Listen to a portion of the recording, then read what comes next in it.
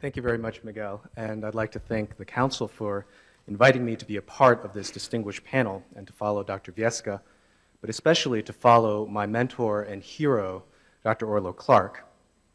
Now, as many of you know, Dr. Clark recently completed his illustrious 40-plus year career as an endocrine surgeon at UCSF, and in February, I was lucky enough to be able to participate in his final operation, and this is a picture of us working together that day. I'm wearing the headlamp over there, and Dr. Clark is in charge, as usual. And as you know, he uses these teeny tiny incisions, and we needed a hand with retraction. So we looked around, and there were no medical students around, and the interns were all over hours. And down the hall, we were able to find someone who was willing to hold hook for us. And lucky for us, it turned out to be internationally renowned endocrine surgeon and former president of this organization, Dr. Kuan Yang Du. Now, at UCSF, we take patient safety very, very seriously. And in order to ensure that we were in complete compliance with each of the 17 steps of the WHO Safe Surgery Checklist, Dr. Atul Gawande was present to help us to make sure, and he said we did the timeout very well.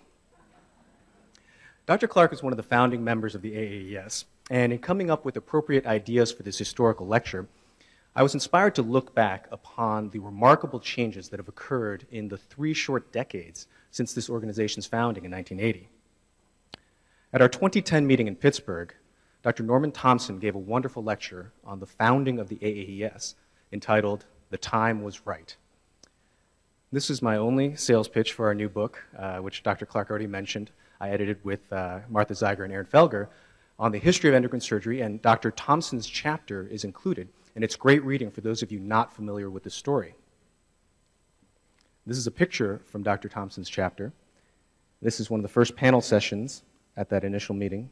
Dr. Thompson, our first president, wielding the microphone. Next to him, Tony Edis from the Mayo Clinic. Many of you will recognize Jack Monchik from Brown at the time. And then I didn't recognize Orlo Clark here, looking very, very serious and very dapper. And then even more serious and even more dapper, Dr. Ed Kaplan from the University of Chicago.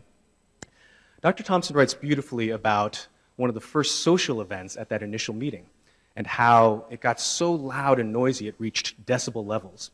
And he referred to the gathering as a group of kindred spirits brought together by their mutual interest and passion for surgical treatment of endocrine disease. Fast forward a couple decades to 2005. Janice Basica, former president of this organization and Dr. Thompson's protege, she was asked to guest edit an entire issue of the Journal of Surgical Oncology devoted to endocrine surgery. And in her lead editorial, she uses the same phrase, kindred spirits of the endocrines. And in this editorial, she called for our group to harness its collective energy and enthusiasm to help formalize our training programs to help educate the next generation of endocrine surgeons. And I think the answer to her call has been quite robust, and it's ongoing as our group continues to grow and advance. In this talk, I'd like to show you the remarkable evolution of the AAES in the few short decades since that first gathering of kindred spirits. I'll first map out the growth of the organization, both in terms of numbers, but also geographic reach. Next, I'll show you an analysis of what we've talked about and who's been doing the talking. And I want to finish up with a talk about what can't be quantified, and those are the social networks that have formed throughout the past several decades, built upon mutual interests, but more so on friendships that have been developed at this very meeting, now deepening and contributing to advancements in knowledge and practice. I'll try to bring to you today a young, new member's perspective on the maturation of our organization. While for many of the residents and students here today, the early days of the AAES may seem like ancient history, it's actually a pretty young organization. 1980 wasn't that long ago. The AAES started with an even 100 members, culled from around the country, and identified as those surgeons with a specific interest in surgical treatment of endocrine disease. I want to take this opportunity to thank Carolyn Seib, who is our outstanding research resident at UCSF this year, who helped me prepare some of the data and slides for this talk, and also to thank Stuart Wilson, who gave me some great data on the early days of the AAES. This map shows the distribution of our initial 100 members, and you can see that it's pretty heavy on East Coast representation, with a little bit of a stripe down the middle, and a few West Coast representatives. Yeah, fast forward a decade, and it starts to fill in a little bit more. The year 2000, a lot more. And then this is our current 2013 membership. Now, I should take a moment to mention that because of the space constraints on Google Maps, we were not able to include our other North American and international colleagues, but in deference to our president, Dr. Miguel Herrera, there he is in Mexico City. And I knew Janice Pasieka would give me endless grief for excluding Canada, so there's Janice in Calgary right there.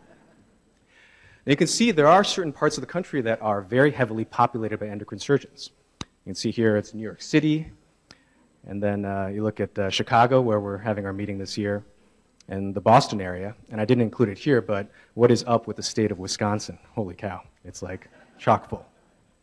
But as been demonstrated by Julianne Sosa and Tracy Wang and others, the majority of endocrine operations in the United States are still being performed by non-endocrine surgeons. And I think there is still a lot of room for growth. And it's a subject of discussion every year at our meetings whether or not our fellows will have kind of operations to do. And I think there are certainly underserved areas of this country where a recently trained endocrine surgeon can go out there and hang a shingle and get very busy very quickly. The centerpiece of our organization is, of course, our annual meeting. Much of what we've contributed to the understanding and practice of surgery has been first put forth at our scientific sessions. In many ways, what we've talked about has helped to define us as a field.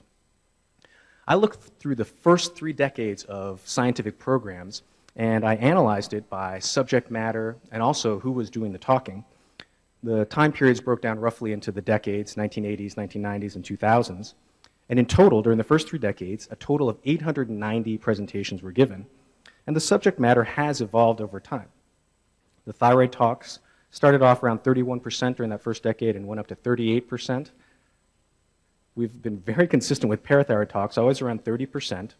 Same thing with adrenal, 14 to 16%. Neuroendocrine and pancreas talks started off at 21% in the first decade and then down to 9% within our last decade. The breakdown of clinical to basic science has always been around 75 to 25%, although in the most recent decade, there's been a slight decrease down to 21%. Talks given by international speakers outside of North America have doubled consistently each decade, 10% to 20% to 33% in the most recent decade. And similarly, female speakers started at 8% up to 17%, and most recently 34% in the past decade.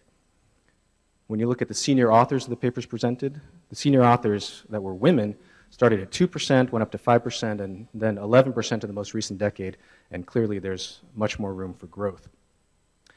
I think that it's interesting and informative to look back at what we've talked about and who's been doing the talking.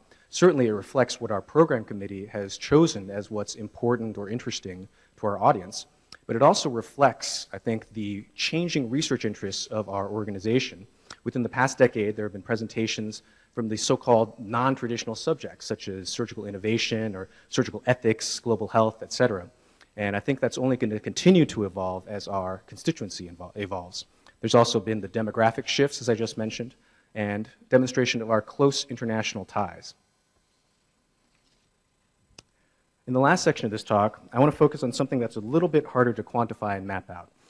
And those are the bonds, the friendships, and collaborations that have emerged from the AAES. Like me, I'm sure many of you feel like you belong to too many professional organizations, SUS, SSO, ASC, ATA, etc. And it can feel very easy to want to skip a meeting here or there, and it would feel really good to stop paying dues. Now, for many of us, the AAES is the one meeting each year that we do not want to miss. This is the cornerstone of our professional identities, the place where we can learn, contribute, and perhaps most importantly, catch up with all our friends. It's hard to navigate one of these coffee breaks or social hours. Every time you turn around, there's someone else to talk to. And if you're new to the crowd, I think it's safe to say that you will not be lonely for long. The kindred spirits effect is still in full force, and friendly, welcoming faces abound. And it's not just socializing. Through these networks, we are gathering information, generating new ideas, and advancing our field. This past summer, I was firsthand witness to the power of our social network. I was on vacation at my brother-in-law's house in Lake Placid, literally lounging on the couch, and I got a phone call from my good friend, Dan Ruan. And we've already heard from Dan today. He's this very high-powered guy at the Brigham, and he spent some time with us at UCSF, and we've collaborated ever since on a number of projects. And he had this really cool idea to do a multi-institutional study of neck hematomas, and he wanted to know if I would get involved. So I did what every self-respecting, diligent, hardworking attending does in this situation. I dumped it on the fellow. So our really outstanding fellow, Michael Campbell, this year, he took this and he really ran with it. So he got a whole bunch of his colleagues, some of the other fellows that he had gotten to know on the interview trail, and then Dan did some networking of his own. And within a few weeks, they had garnered multiple institutions and they were gathering data. And this is a map showing basically how we got San Francisco and the Brigham, and then it expanded to 13 additional institutions, including our international colleagues in Utrecht with Men Over Eends. And through this group, they were able to generate, I think, very interesting, informative data regarding the risk factors and incidence of postoperative neck hematoma. And I don't want to steal their thunder from their presentation tomorrow, but I think this is a great example of how we can harness the power of our social network and this close and very collaborative organization to ask and answer important questions about endocrine surgery. There are literally hundreds of other subjects that can be studied in a similar manner, and so many of us were willing to work together. And I think it's something that we will continue to grow and evolve. And it's so powerful, but it's also a fun way for us to maintain and grow the relationships developed through the AAES. The organization has done a fantastic job of cultivating the power of our social network, and including not just practicing surgeons, but also more junior surgeons, residents, and students. I think there are very few meetings that have such a high percentage of podium presentations from residents, fellows, and students. And I think we do a really good job of getting them involved in the social events and the scientific program. The creation of the candidate member and the resident fellow member status a few years back allows for more interested surgeons to feel involved and part of this community. And those junior surgeons will form the backbone of the AAES's future sooner than we know. Another commendable action by the organization is the founding of Endocrine Surgery University in 2010, the brainchild of Martha Zeiger that was born from her involvement as our liaison to ACE. And it's now a thriving entity that gets together all the fellows every year. This is a picture from the first 2010 Endocrine Surgery University class, and just a few years later, here's 2013's class. And they get direct face time with the current leaders and legends of the field, and there's a specific goal to limit the amount of lecture time. And the fellows have been uniformly enthusiastic about the educational experience, but also the opportunity for hardcore socializing that will prepare them for many more years of getting together at AAES meetings. I think that they will continue to get together and they will basically show the benefits of the social network over time. I want to close with a few words about a current interest of mine, and that is the myth of the surgical personality. Surgeons have traditionally been perceived to be arrogant, condescending, unfeeling, and resistant to change. Here's an example from the 1970s.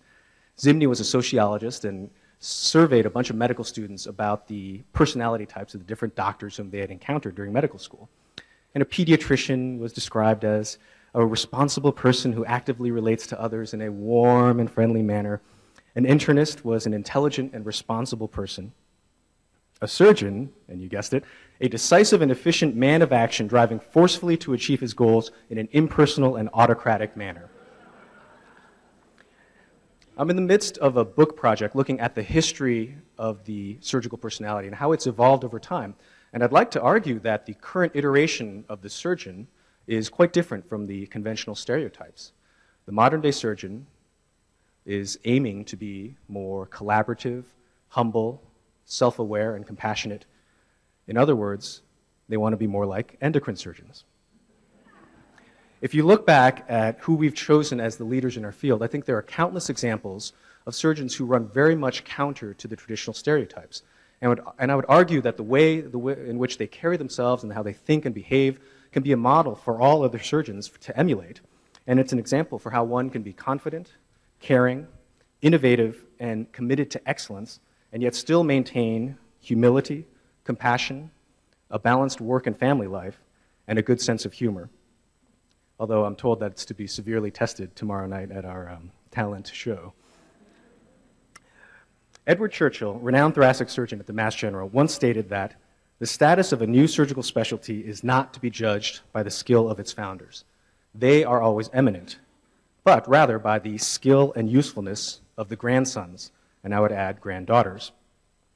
I hope that the founding members of this organization, Norman Thompson, Orlo Clark, Ed Kaplan, Jack Monchik, and others, feel like their baby, born in 1980, is in good hands in this current generation of kindred spirits.